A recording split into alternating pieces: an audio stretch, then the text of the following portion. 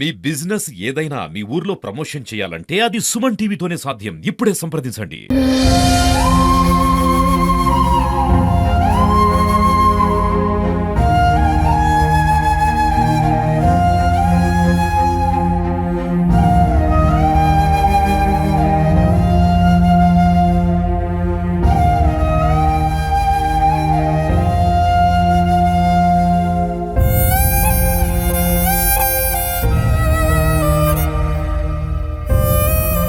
గత రాత్రి కురిసినటువంటి అతి భారీ వర్షానికైతే సిద్దిపేటలోని కొన్ని ప్రాంతాలు జల దిగ్బంధంలో చిక్కుకున్నాయి.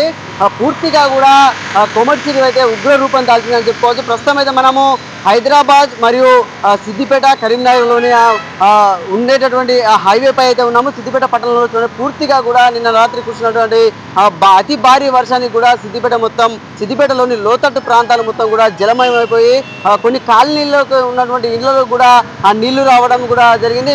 ఈ క్షేత్రస్థాయిలో కూడా మాజీ మంత్రి సిద్దిపేట ఎమ్మెల్యే హరీష్ రావు గారు కూడా పర్యటించడం అయితే జరుగుతుంది. విజువల్స్ చూస్తే మాత్రం తీవ్ర ఇబ్బందులు అయితే వాహనదారులే కావచ్చు, ఇంట్లో లోతట్టు ప్రాంతాల్లో ఉన్నటువంటి జనాలే కావచ్చు తీవ్ర ఇబ్బందులకు అయితే గురవుతున్న పరిస్థితులు అయితే ఉన్నాయి. అంటే తోగుంటలో అటు ఆ మీది ప్రాంతాల్లో ఎగువ ప్రాంతాల్లో కురిసినటువంటి వర్షానికి కూడా సిద్దిపేటలోని ఆ కోమటి చెరువుకి అయితే ఫుల్ వర్షపు నీరు రావడంతో కూడా సిద్దిపేట మొత్తం అతలాకుతలమైందని చెప్పుకోవచ్చు. దాదాపుగా 20 సంవత్సరాల తర్వాత సిద్దిపేట ఇలాంటి యొక్క సిచ్యువేషన్ ని చూస్తున్నట్టు కూడా మాజీ మంత్రి సిద్దిపేట ఎమ్మెల్యే హరీష్ రావు గారు అయితే చెప్పడం జరిగింది. కొంతమందిపై కూడా అంటే ఆ నాలాలపై ఇల్లు కట్టిన వారే కావచ్చు, ఇక సెట్ బ్యాక్ కాకుండా ఇల్లు కట్టిన వారే కావచ్చు, వారిపై కూడా మాజీ మంత్రి హరీష్ రావు అయితే తీవ్ర ఆగ్రహాన్ని అయితే చేయడం జరిగింది. చూసుకోవచ్చు మనం ఇక్కడ ఒక గోశాల కూడా ఉంది. మనం ఇప్పుడు హైదరాబాద్ సిద్దిపేట మెయిన్ హైవే అయితే ఉన్నాము. ఇక్కడ గోశాల కూడా ఉంది. గోశాలలో కూడా పూర్తిగా కూడా గోశాలలోకి నీళ్లు కూడా రావడం జరిగింది, నీళ్లు కూడా నిండడం జరిగింది. అంటే అసలు ఇట్లా ఎప్పుడైనా వచ్చాయా, అసలు ఏంది వర్షాలపై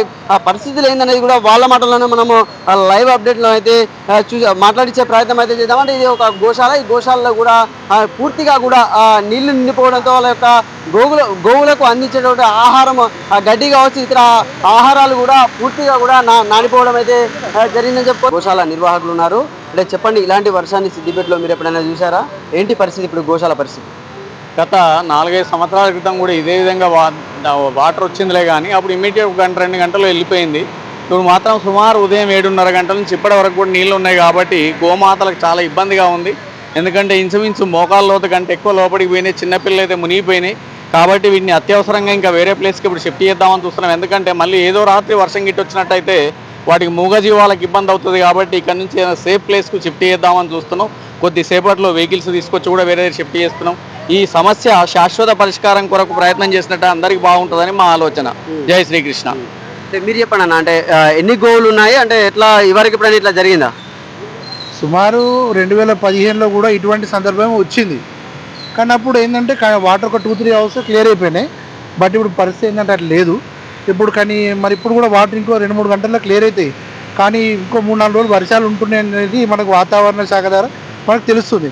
కాబట్టి గోవులను ఒక సెక్యూరిటీ ప్లేస్లకు మనం చేర్చి భక్తులు ఏంటంటే ఒక 15-20 రోజుల వరకు కూడా గోశాలకు ఎక్కడైతే మనం షిఫ్ట్ చేస్తున్నామో అక్కడికే వచ్చి గోమాత సేవ, వాటి గ్రాసం కానీ వాటి సేవలో కానీ పాల్గొనండి. అప్పటి వరకు కొంచెం తాత్కాలికంగా ఇబ్బంది ఉంటుంది, కానీ గోవులకు మంచి హ్యాపీగా ఉంటుంది అన్నట్టు. ఇప్పుడు ఆల్రెడీ చిన్నపిల్లలకి ఇబ్బంది అవుతుంది, బయట కూడా ఒక దూడని కట్టేసాం మేము. కాబట్టి ఈ 3-4 రోజులు వర్షాన్ని దృష్టిలో పెట్టుకొని వాటికి ప్రాణం పోయేంత వరకు తేక, ఇది అకాలంగా వచ్చింది. మీద కొమ్మటిచెరు కట్ట, అది ఇన్సాంపల్లి కట్టను ఏదో తెగిపోయిందంట, దాంతో వచ్చింది. మళ్ళీ ఒకవేళ రాత్రి వచ్చింది అనుకో షిఫ్ట్ వేయలేం మనం, వాటర్ ఉంటే కూడా ఇంపాసిబుల్. ఇప్పుడు వాటర్ తక్కువ ఉన్నాయి కాబట్టి మనం వేరే చోటుకు సేఫ్టీ ప్లేస్ తరలిస్తున్నాం. భక్తులు అర్థం చేసుకొని ఆ ప్రదేశానికి వచ్చి గోగ్రాసం సమర్పించగలం.